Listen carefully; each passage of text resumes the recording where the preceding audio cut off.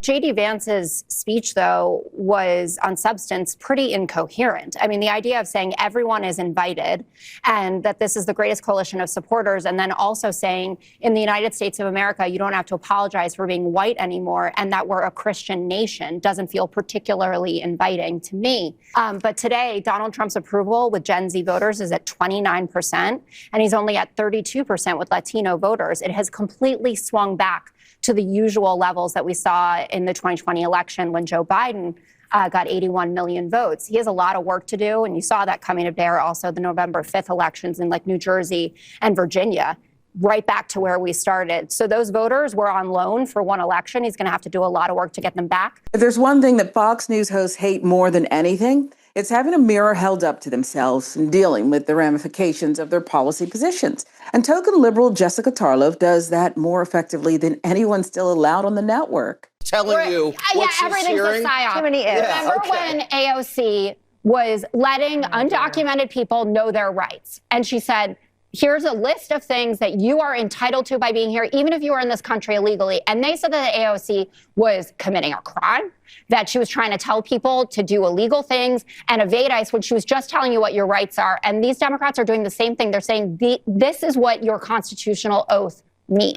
She gets even further under their skin when she dares to defend the human rights and dignity of undocumented immigrants and migrants in general. But Tarlov, surprisingly, isn't the only Fox host who hasn't bought the administration's narrative without questioning it first. I was reading some interesting stories this morning about all the Hispanic Americans who voted for Trump, which we know a lot, had voted for Democrats before, particularly in places like Texas, voted for Trump. And there are a number of stories where they are saying they are horrified at seeing who ICE is going after, right? We know 75,000 as of October, people that have been rounded up by ICE have not been accused or charged with a crime. Right? I remember before the election when everyone said, he's going to go after the worst of the worst, murderers, rapists. That's not what's happening. They're going into a lot of primarily Hispanic communities, rounding up people, elderly people, young kids who've been here, elderly people who've been here for decades. And Hispanic supporters of Trump are like, wait a second, this isn't what we bargained for. And so I think, 170 American citizens have been rounded up mistakenly during these raids. So I think there is something to be said. I'm looking to Hispanic voters who supported Trump who say, wait a second, this isn't what we were told ICE was going to do, and they're now having some buyer's remorse. I think that's interesting. Which part of mass deportations now were Hispanic voters not aware of when they voted for Donald Trump? He was pretty explicit on the campaign trail. Before this segment really kicks off, it's important to note that Marie Harf here is not some devout leftist or even a progressive with her politics, yet simply recognizing the humanity, inherent dignity, and civil rights of the victims of the Trump administration's sham immigration crackdown was enough to send her co-host into a complete frenzy. He did say, though, Kayla, he did say we're going to focus on the worst of the worst, murderers, rapists, people charged with crimes. Which is what he's doing, but you want to keep them here, too. 75,000 people who have been rounded up by ICE have not been charged with any crime. That's not the worst of the worst. No, they're here illegally. They're still criminals. That's not murderers, rapists. That's not what he said. But they're still here illegally. The largest mass deportation in American history. But I think that's why some Hispanic, I don't want to speak for Hispanic voters. I was reading interviews with them this morning so we could talk about this. They are showing some buyer's remorse. They said, wait, I didn't think they were going to come to my local bodega and take away the person I've bought coffee from every morning for 20 years.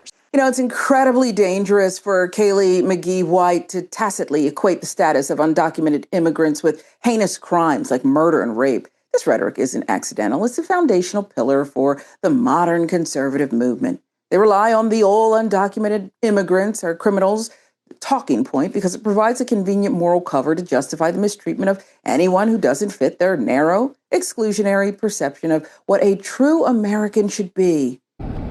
I'm not going after my own kind because my own kind will do it legally.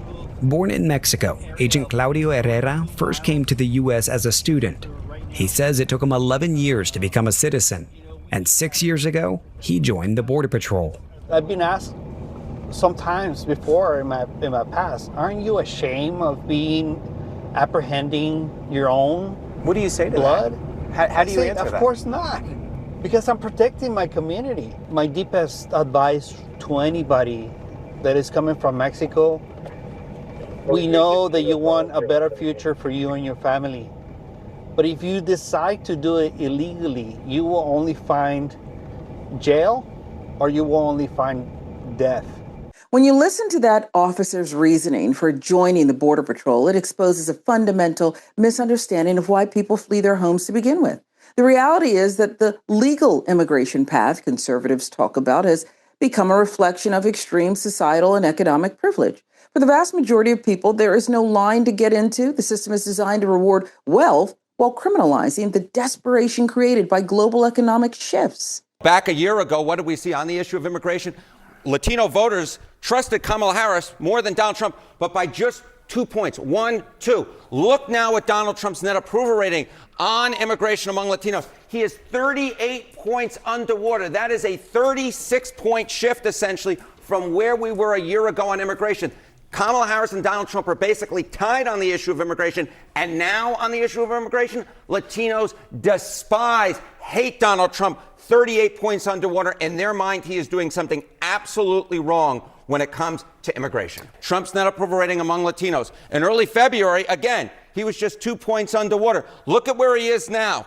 Late October, minus 34 points. 34 points underwater, a shift to 32 points over the course of this year. I should point out this is the CBS News YouGov poll, but I was looking at the Averager polls. I was looking at our own poll. Very similar shift. 20, 25, 30-point shifts on the net approval rating away from Donald Trump among Latinos overall. Again, whatever Donald Trump is doing in office, in the minds of Latinos, it is not working. They have turned against him in massive, massive numbers. You know, if Democrats want to win the midterms, they have to stop playing defense, start flipping the script on this issue. They need to lean into the Republicans' own contradictions, highlight how these policies are a direct attack on human dignity. By framing immigration as a matter of civil rights and economic reality rather than fear, they can reclaim the narrative, turn a perceived Republican strength into a major political liability.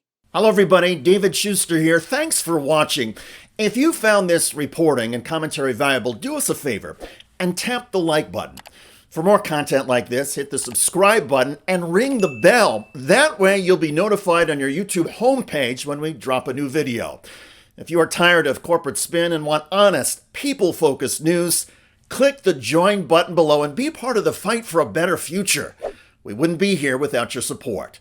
Stay informed, stay engaged, and thanks again for joining us. Oh, wow, you made it to the end of the video. I wasn't expecting that. That never really happens. But if you liked it this much, maybe you'll like to see more content from us. So don't forget to click the subscribe button and ring that little bell. Click the bell and you'll get a notification every time the channel releases something new. And if you really want to support us, we would love it if you clicked join to become a member. And for a small little bit of financial support every month, you can provide the path of most resistance to those trying to take away your rights and liberties by becoming a member of Rebel HQ. Thanks for watching, and we'll see you next time.